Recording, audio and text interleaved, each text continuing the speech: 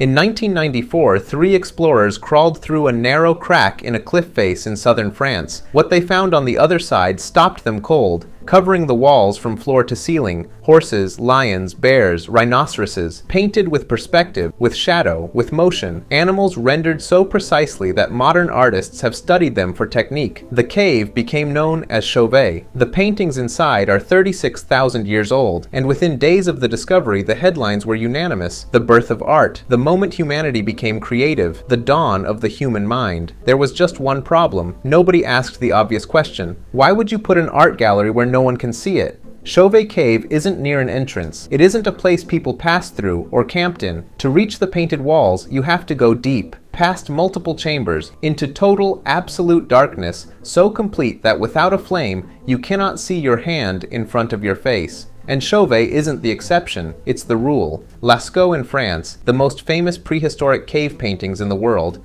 the deepest paintings are over 300 meters from the entrance. Altamira in Spain, the paintings are in a chamber so low you have to lie on your back to see the ceiling. For decades, archaeologists called it art and moved on. The assumption was that ancient humans, newly conscious, newly creative, chose dramatic underground spaces for dramatic artistic expression. But in the 1980s, a South African archaeologist named David Lewis Williams started asking the question everyone else had avoided. What if they weren't making art? What if they were doing something else entirely, and the paintings were just the evidence left behind? Lewis Williams spent years studying the San people of southern Africa, one of the oldest continuous cultures on Earth. The San had their own tradition of cave and rock paintings, and crucially, they still had the stories that explained why. The paintings weren't decoration, they weren't records, they were doors. In San belief, the rock face wasn't a canvas, it was a membrane, a thin barrier between this world and the spirit world on the other side. The paintings weren't put on the wall, they were pulled through it, figures emerging from the other side, animals and spirits pressing through the rock from somewhere beyond. Lewis Williams thought this was interesting, then he thought it was important, then he thought it explained everything, because here's what he knew about the human brain. When you push it to its limits, through extreme hunger, through oxygen deprivation, through rhythmic drumming, through certain plants, through hours of sensory deprivation in total darkness, it begins to generate its own images. Neuroscientists call them entoptic phenomena, geometric patterns, spirals, grids, dots, then, deeper in, fully formed visions. Animals, figures, impossible landscapes. Your brain, starved of external input, starts hallucinating in high definition. Lewis Williams published his neuropsychological theory of cave art in the 1980s, and the archaeological world has been arguing about it ever since. Some researchers reject it, others have built entire careers on extending it. But here's what's hard to argue with. The specific images repeat across caves, separated by thousands of miles and thousands of years. The same geometric patterns, the same animals shown in the same impossible poses, cultures that could not have contacted each other, painting the same visions, because they weren't copying each other. They were all seeing the same thing. The human brain, pushed to its edges, produces the same hallucinations in every person on Earth.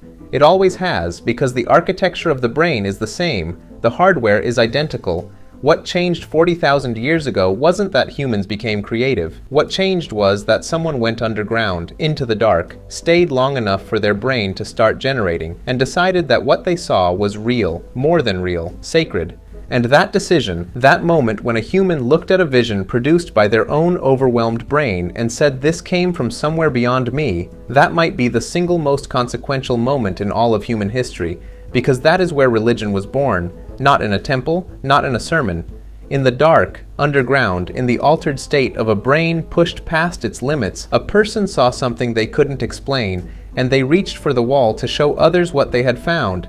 Every god ever worshipped, every spirit ever appeased, every prayer ever spoken into darkness. All of it traces back to a person with a torch, going deeper than they needed to go, seeing something the modern world would call a hallucination. The paintings in Chauvet will outlast every building currently standing on Earth. They have already outlasted everything else from their time. No tools, no bones, no settlements from 36,000 years ago have survived as well as those walls. It's the story of the first believers, people who went into the dark on purpose, who pushed their minds to the edge, who found something there, something their own biology produced, and decided it was more real than the world outside the cave. We are still doing the same thing. Every candlelit room, every meditation cushion, every silent hour before dawn, we are still going into the dark. We are still looking for the same thing they found.